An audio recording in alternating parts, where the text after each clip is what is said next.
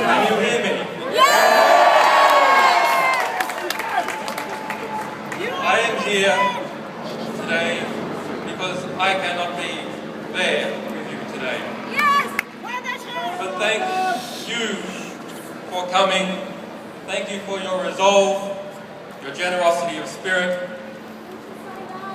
On Wednesday night, after a threat was sent to this embassy and police descended on this building, you came out in the middle of the night to watch over it.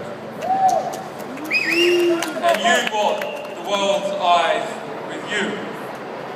Inside this embassy after dark, I could hear teams of police swarming up into the building through its internal fire escape. But I knew there would be witnesses, and that is because of you. If the UK did not throw away the Vienna Conventions the other night, it is because the world was watching. And the world was watching because you were watching. So the next time somebody tells you that it is pointless to defend those rights that we hold dear, remind them of your vigil in the dark before the Embassy of Ecuador.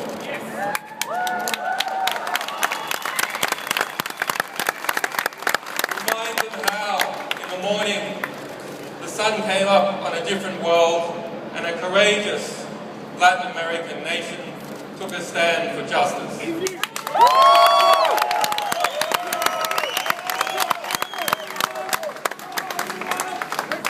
And so to those brave people, I thank President Correa for the courage he has shown in considering and in granting me political asylum. And I also thank the government, and in particular Foreign Minister Ricardo Patino, who upheld the Ecuadorian Constitution and its notion of universal citizenship in their consideration of my asylum. And to the Ecuadorian people for supporting and defending this Constitution. And I also have a debt of gratitude to the staff of this embassy, whose families live in London, and who have shown me hospitality and kindness despite the threats we all received.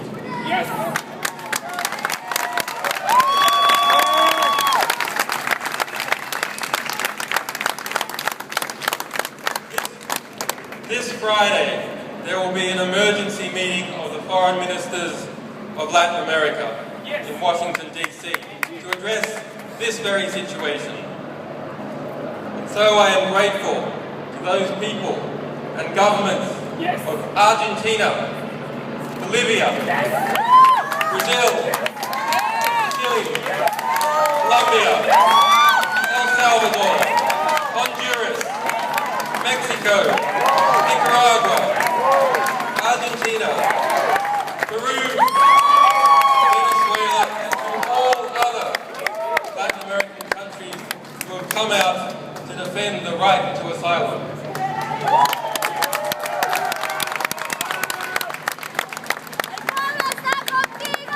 And to the people of the United States, the United Kingdom, Sweden, and Australia, who have supported me in strength, even when their governments have not.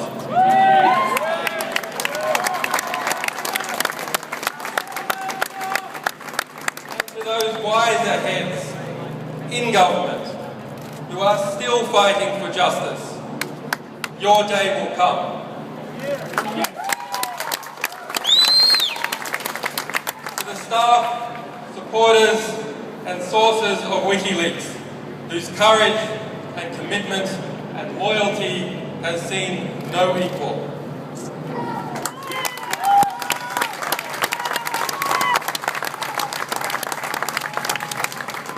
To my family and to my children who have been denied their father, forgive me, we will be reunited soon.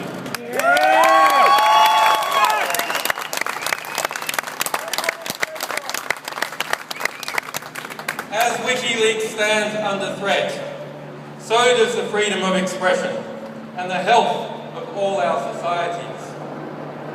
We must use this moment to articulate the choice that is before the government of the United States of America. Will it return to and reaffirm the values, the revolutionary values it was founded on? Or will it lurch off the precipice, dragging us all into a dangerous and oppressive world in which journalists fall silent under the fear of prosecution and citizens must whisper in the dark? I say it must turn back. I ask President Obama to do the right thing. The United States must renounce its witch hunt against WikiLeaks. The United States must dissolve its FBI investigation. The United States must vow that it will not seek to prosecute our staff or our supporters. The United States must pledge before the world that it will not pursue journalists for shining a light on the secret crimes of the powerful. There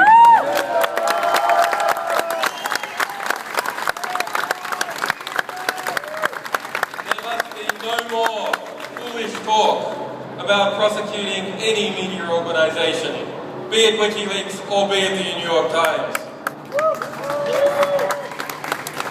The US administration's war on whistleblowers must end. Thomas Drake, William Binney, John Carriacou and other heroic whistleblowers must be pardoned or compensated for the hardships they have endured as servants of the public record.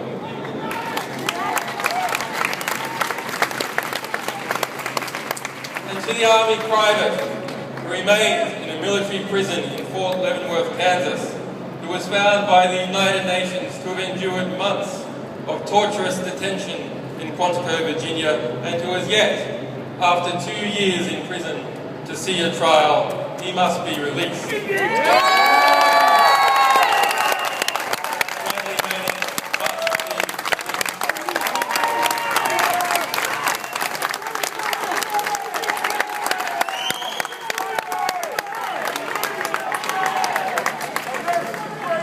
Bradley Manning did as he is accused. He is a hero and an example to all of us. And one of the world's foremost political prisoners. Yes. Free Pussy Riot! Bradley Manning must be released. On Wednesday, Bradley Manning spent his 815th day of detention without trial. The legal maximum is 120 days. On Thursday, my friend Nabil Rajab, president of the Bahrain Human Rights Centre, was sentenced to 3 years in prison for a tweet. On Friday, a Russian band was sentenced to 2 years in jail for a political performance. Shame on Russia! Free Pussy Riot! There is unity in the oppression. There must be absolute unity and determination in the response.